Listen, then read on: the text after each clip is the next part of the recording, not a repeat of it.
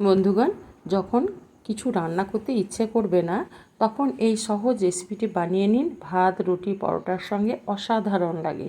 আর এই জন্য আমি নিয়েছি 200 গ্রাম টক দই। এবার এই টক দইটাকে আমি কেটে একটা বাটির মধ্যে ঢেলে নেব।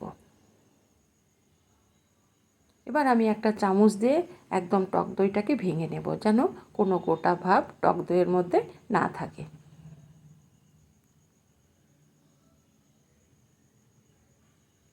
আমার দইটা একদম মসৃণ হয়ে গেছে। এবার আমি এখানে দিয়ে দিলাম 1 চামচ বিট লবণ আর দিয়ে দিলাম 1 চামচ ভাজা জিরে গুঁড়ো। জিরে গুঁড়ো আর বিট লবণটাকে এবার আমি দইয়ের সঙ্গে ভালো করে মিশিয়ে নেব।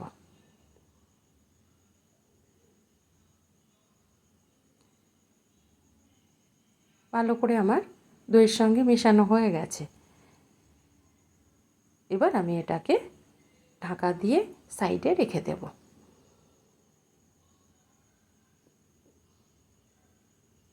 এবার নিয়েছি আমি আলু, সেদ্ধ আলু। 2টো আলুকে আমি নিয়েছিলাম মিডিয়াম সাইজে, দিয়ে মাঝ বরাবর কেটে সেদ্ধ করে নিয়েছি। আমি ভেঙে নেব। একদম পুরোপুরিভাবে আলুগুলোকে আমি ম্যাশ করব না, যেন একটু গোটা গোটা ভাব থাকে। আর আমি সঙ্গে নিয়েছি একটা মিডিয়াম সাইজের পেঁয়াজ। পেঁয়াজগুলোকে আমি এইভাবে কেটে নিয়েছি। এবার আমি প্রত্যেকটা পার্ট এইভাবে ছাড়িয়ে নেব। পেঁয়াজের একটা একটা করে নেব।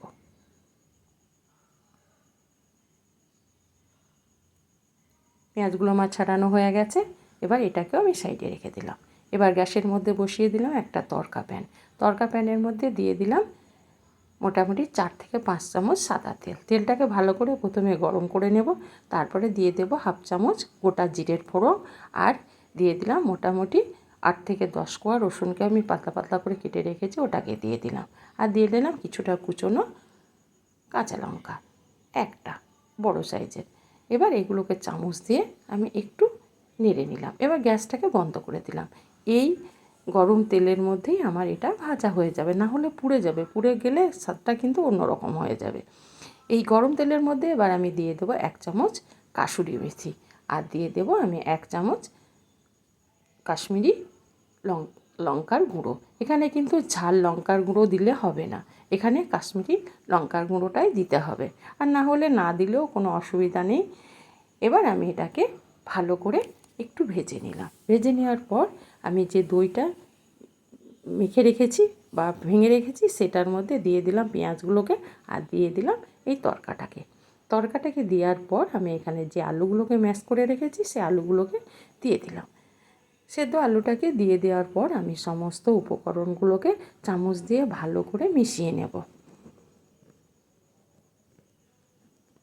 দেখুন বন্ধুরা, যেমন লোভনীয় তেমনি কিন্তু খেতে দারুণ লাগে। ভাত, রুটি, পরোটা যার সঙ্গেই খাবেন কিন্তু খুব ভালো লাগে।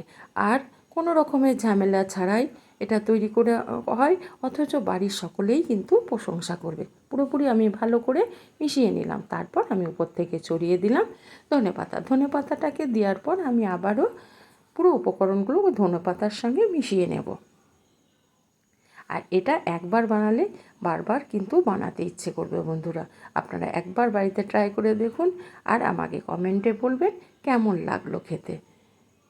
আমার পুরোপুরি ধনেপাতাটা মিশে গেছে। এবার আমি একটা প্লেটের মধ্যে উঠিয়ে নেব। হ্যাঁ বন্ধুরা, যদি আমার ভিডিওটা ভালো লেগে থাকে তবে অবশ্যই একটা লাইক করবেন আর সাবস্ক্রাইব করে আমার চ্যানেলটির পাশে থাকবেন বন্ধুগণ।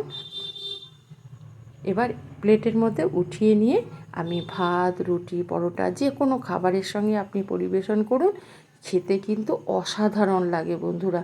কমসে কম একবার বাড়িতে আপনারা ট্রাই করে দেখুন। আর কিন্তু অসাধারণ একটা রেসিপি, খুব কম সময়ের মধ্যে এটা তৈরি হয়।